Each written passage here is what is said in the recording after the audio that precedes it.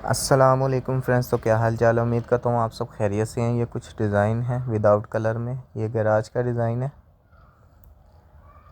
ये बेडरूम में भी बना सकते हैं आप, हॉल में भी बना सकते हैं। ये एक हॉल का डिज़ाइन है, टीवी लॉन कह सकते हैं आप।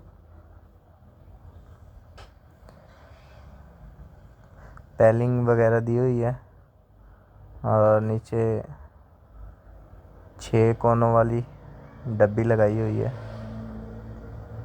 ये एक बेडरूम का डिज़ाइन है जिसका साइज़ है 12x14।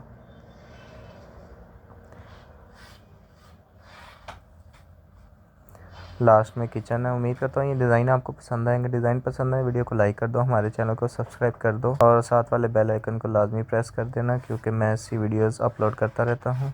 तो मैं चलता हूँ, इंशाल्लाह मिलेंगे नेक्स्ट वीडियो में। अल्लाह हाफिज़।